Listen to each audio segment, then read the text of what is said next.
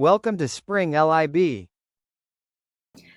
this is question 2862, and we have two long wires that lie along this y-axis that are pointing into the page on the bottom one and out of the into the page in the bottom and out of the page on the top wire.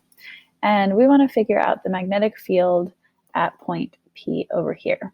So first, part A asks us to draw the vectors to show the direction of the magnetic field coming from each wire, and then find the net magnetic field. So let's think about this first wire up here. To find the direction of the magnetic field, we want to use the right-hand rule. So to do that, let's point our thumb in the direction of the current, which is out of the page, so pointing out of the page to us, and think about what direction our fingers are curling at this point P right here. And if we think about that, we're going to get some field pointing out like this. So this is the contribution from the top wire here. Let's do the same thing for the bottom wire, where we point our thumb into the page and curl our fingers around. That's going to give us something pointing down and to the right like this. So this is from the top wire, this is from the bottom wire, I'll call 2. So now we just need to add them together to find the net magnetic field. And when we add these two together, since the currents here are equal, the magnitudes, the length of the vectors, are going to be the same. And so the y components are going to cancel out, which means we're only going to add the horizontal components. So that's going to give us a big net vector pointing straight to the right like this. So this is going to be the direction of the net magnetic field. Now part B asks us to find an expression for the magnitude of the magnetic field at any point on the x-axis in terms of the x-coordinate of the point. So what we're going to do here, we need to use our expression. B is going to be from one wire. We would have factor of mu naught times I divided by 2 pi r. So this is going to be the expression for r. And then we're going to need a factor of sine theta to take into account this angle. So this is going to be the expression for the magnetic field coming from one of these wires at a point on the x-axis, because the x-coordinate here is going to be represented, or sorry, the distance, the y-coordinate here, will be represented by this sine theta. Now we have two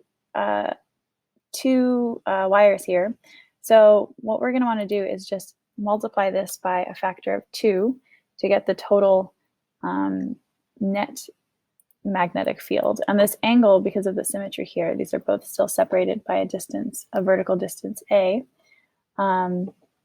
This angle theta on the bottom is going to be the same. So we can just simply multiply this by 2. That's going to give us, these factors of 2 will cancel out. So we're just going to be left with this as our expression. Now we don't actually know what sine of theta is, so that's going to be our next step. If we think about this triangle here, the sine of any angle is the opposite angle over the hypotenuse. So we need to find the hypotenuse of this triangle.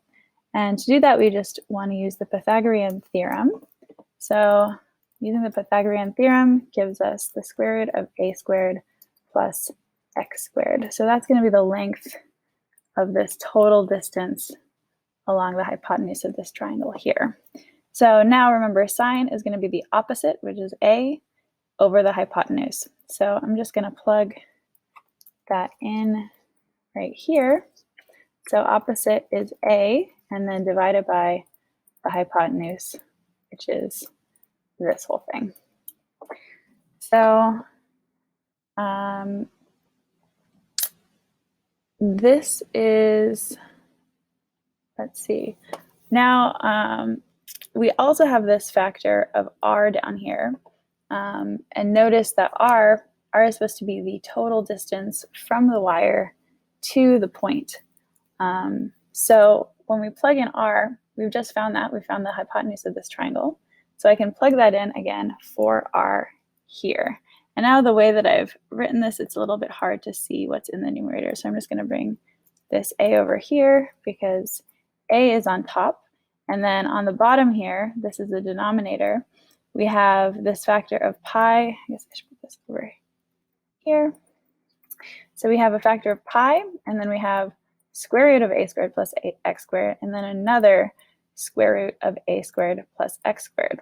So when we have two square roots of the same thing, that's just going to make the square root cancel out. So I'm just going to delete this square root here because we have two factors of square root multiply together to just give us whatever was on the inside.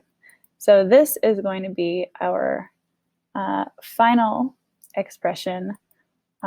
This is pretty much simplified as much as we can for the magnetic field, the magnitude of the magnetic field at some point along the x-axis. And like we just found in part A, the direction of the magnetic field is going to be to the right, so along the positive x-axis. Anywhere we move this magnetic field, it's this point P here, it's going to still give us a field in the net positive x direction. Now, question C asks us to graph the magnitude of B at points on the x-axis. So this is a little bit, let's think about this here. I'm going to draw B, and then I'm just going to draw, this will be our x here. So this is x, and then this is our B. So we want to think about this. We already have a few, if we just think about plugging numbers in directly into this equation, you might want to start with just a few points to plugging in, what if a equals 0? What if x equals 0? When you do that for a few points, we're going to get, let's see, are they asking us to plug in? Yeah, we're going to get something where the magnitude is highest right in the middle, and then it's going to drop off like a curve, kind of like this. So if you think about it, when this point is closest to these two, to the two wires, that's when it's going to be directly in between the two wires. So that's why it's going to have a peak up here.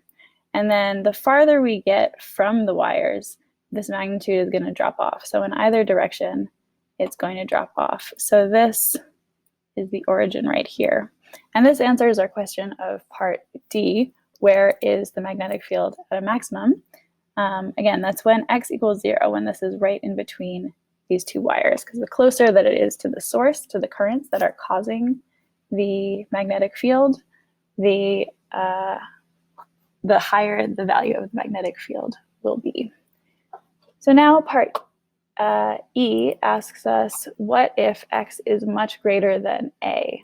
So to answer that, we just want to take a look at our expression that we just came up with here. And think about what happens when x is really big and a is really small.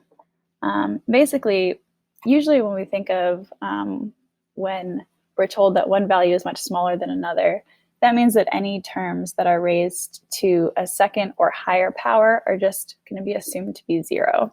So if we're assuming that a is very small here, then we can essentially say that a squared is going to be so small that it's essentially 0.